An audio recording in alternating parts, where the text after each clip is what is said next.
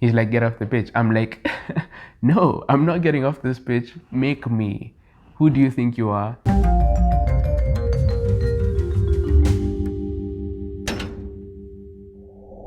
What is up, guys? Welcome back to my channel. I really appreciate the fact that you're here. It's me, it's your boy, Baba Spock, and I'm checking with another story time. You dig? So if you're in my school, you are placed into one of 4 teams, or as we call them, houses, in which you would compete against other houses in multiple events that ranged across our academic year. So we had the red house, we had the blue house, we had the yellow house, and we had the orange house. And I was part of the red house pretty much the entire duration of my time there. And in fact, in the 2016-2017 season, I was fortunate enough to be elected the co-captain of the red house. And I was so happy about it. I really loved that house, to be honest. And we were really good, like we were dominating. We really won pretty much everything.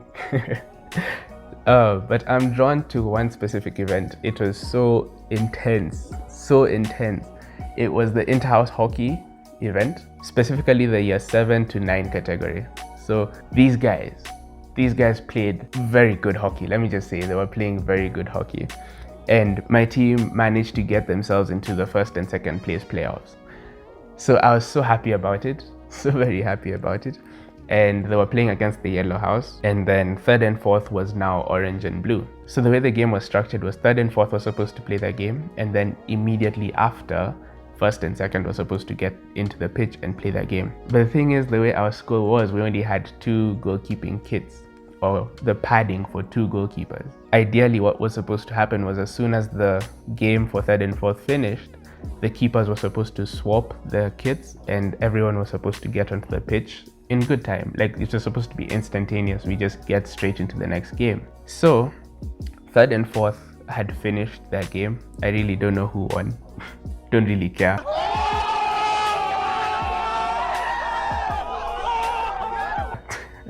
Because I mean, who cares about third and fourth? Yeah, take all the shade, take it all.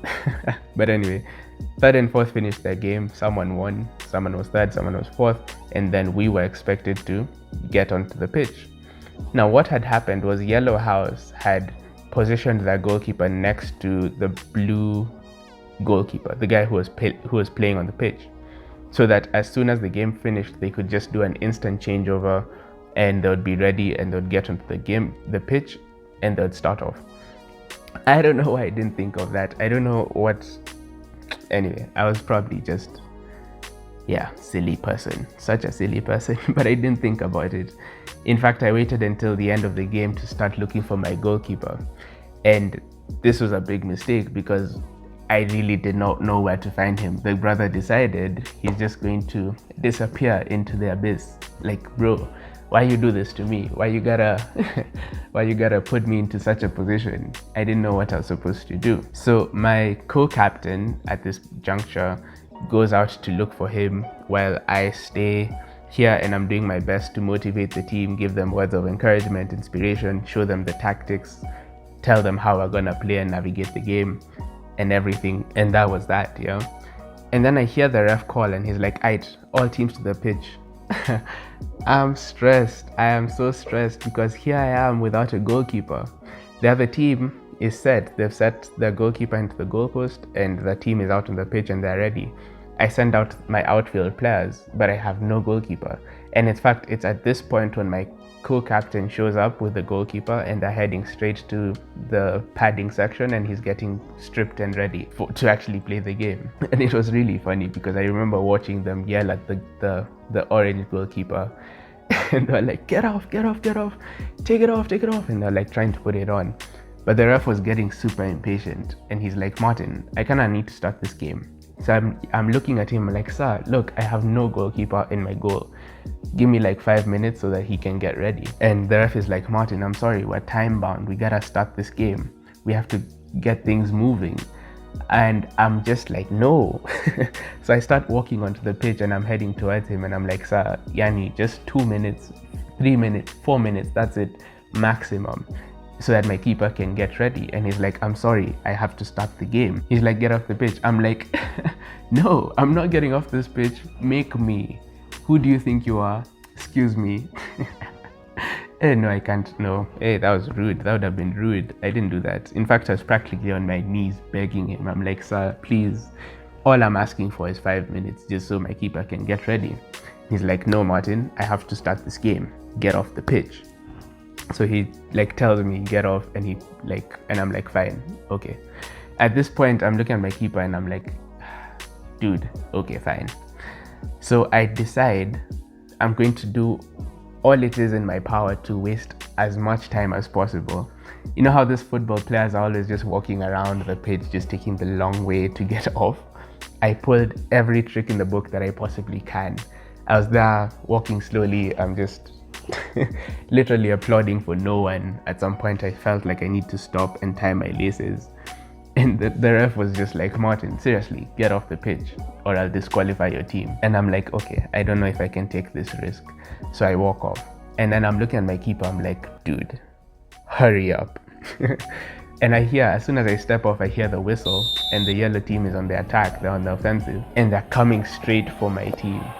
I'm yelling at everyone. I'm telling them, guys, get back, get to the goal, defend like your life depends on it. I want literally no one in that final third. Like, everyone was defending. Everyone was behind the ball, defending like their lives depend on it. And it technically did. Like I said, it was so intense, so intense. So these guys are coming with so much pressure, and eventually they broke through. They got it to the wing. Someone crossed it, simple tap into an empty goal. And I was so livid. I was so stressed. I looked at my keeper, and at this point, it's like he had just finished putting on his helmet, like the last piece of the equipment. I looked at him, I'm like, dude, I don't know how you're going to do it, but you are going to get for me 3 goals. I don't care how, but you owe me, personally, you owe me 3 goals. I was just like not having it. Why were you not ready? Where were you when I needed you to be ready, man? Where were you? Man just pissed me off. But I mean, it's a moment where you can learn from, like that concept of being ready. I like how the yellow team handled the situation by putting their keeper next to the other guy so that they could instantly just switch over the padding and just get straight into the pitch. Why didn't I think of that? Because I was man, I was so dumb. But it's okay, we live and we learn, right? This is such a teachable moment. In fact, I'm drawn to the scriptures because I see a relevant parable in the story of the 10 virgins. This is in Matthew chapter 25. The 5 who were foolish and the 5 that were wise. There's like direct comparisons between them and these 2 teams on the pitch. Because if you don't know the story, I'd really encourage you to go and read it. In summary, what happens is there's 5 foolish virgins and there's 5 wise virgins. 5 of them had just enough oil to get by, and the other 5 carried extra. And in this situation, the bridegroom sort of tarried, he was late. And the 5 who had just enough simply ran out of oil. And the 5 who had the extra were prepared. Like, when the bridegroom eventually did show up, the ones who had the extra were ready for his coming. But the ones who did not, like, they suffered. They were like, yo, we don't have any oil. What do you want us to do? Bridegroom was like, I don't really care. I'm going. So if you're ready, follow me. If you're not, peace. In essence, you can see that connection between my story and what the parable is teaching. The ref did not really care. He was just there to start the game. He didn't care whether I had my keeper or not. He didn't care who was on the pitch. He just knew I need to start this game when I need to start this game. So the call was for us to be ready. The call in the parable is for us to be ready. In fact, both stories allude to the second coming of Christ. We're told in the scriptures that literally no man knows the day, the time, or the hour that Christ is going to be coming back. But we're told to constantly be ready for that second coming. Constantly have that oil so that in the event that he does come back, we are ready for it, right? We can't be out here being caught off guard, waiting until last minute, like, oh wait, I thought, okay, I didn't know, let me go get oil and then I'll come. Like, he's not gonna wait for us. We've clearly seen he'll come and take those that were ready. So as long as we don't know when he's coming back, all I can encourage you guys to do is just be ready. because he could show up at any time. He could show up literally after you finish watching this video. Like, no one has a guarantee. No one has any information regarding when he's going to be coming back. But it's up to you to be ready for it. No matter when, no matter where you will be, just be ready. Just like in the parable, you can either choose to be one of the 5 foolish or the 5 wise ones who are ready. Or, just like in my story, you can choose to be like the yellow goalkeeper who was prepared and ready to get onto the pitch, or mine, the red one, who just was not ready to be on the pitch. Now, there's a part 2 to this story. Obviously, I kind of left the story hanging, but I'm gonna leave that for next week because I feel like I have another teachable moment in there. So, until then, I'm gonna catch you guys for another story time. Yeah. Be elected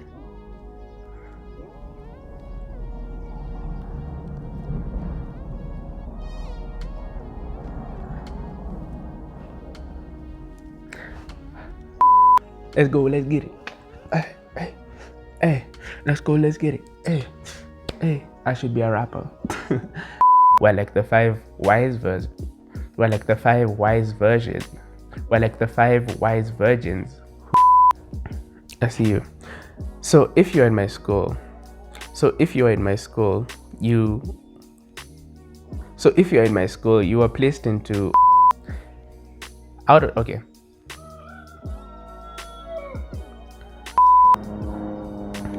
My dream is to fly over the rainbow. Oh my word, I kinda wanna fly though. Wait for undo the gang. That's not undo the gang. That's a lorry gang. Lorry gang. Okay. I've decided. Rap music video coming at you live in a few days. No, it's not.